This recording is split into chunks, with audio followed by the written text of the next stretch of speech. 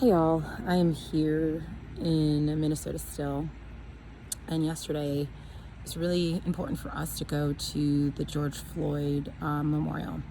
So my husband and I and my three nieces, two are teenagers and one is a 20-year-old, went to the memorial just to pay our respects.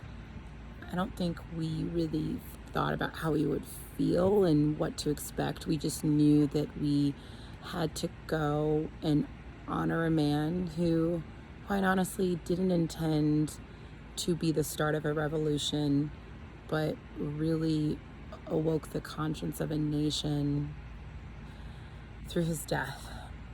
And, having a conversation about how Black suffering and Black death sometimes awakes the conscience of a nation and how it shouldn't be that way is a whole other conversation for another day.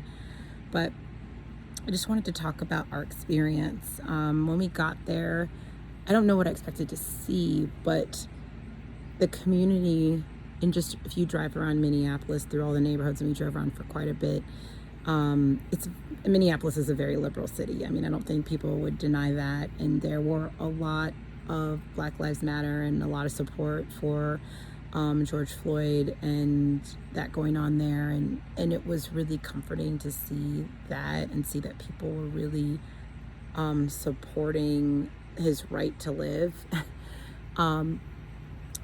But what I didn't expect to see was just the total commitment to making it a memorial. So the streets were blocked off. There were flower beds with, as a memorial to George Floyd in the middle of the street. They created a roundabout in the middle of the street and planted a whole bunch of flower beds and flowers, a Black Power fist and a Black Lives Matter flag was flowing there. There was these beautiful murals all over, and it was just the outpouring of love lining the whole area where he died. It was just flowers and teddy bears and poems and all of this love, and it was just overflowing into the streets, which is why they blocked it off. I read several poems that had me choking up, and there was this one mural, this black and white mural of just his face. I think that's when I personally almost lost it, because, and I said this to George Floyd when, his spirit, his memory, when I was there, I said, George Floyd, brother man, I am sorry that it took your life to start a revolution in this country. And I hope that his life stood for something and it meant something and it changes things in America. And what gives me hope is because I saw people from all walks of life there to pay their respects. We were actually the only Black people there. There were a lot of white people, but beyond that, there were a lot of Asian people and Indian people and Latino people who came, paid their respects, said a prayer, and laid some flowers.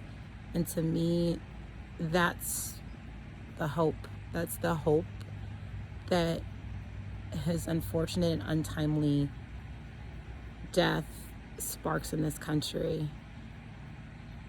I'll drop a few photos of the memorial so you can kind of see what it was like, but just wanted to speak on that because it was a pretty heavy day yesterday, and quite honestly, I had to process a lot of it before I could talk about it.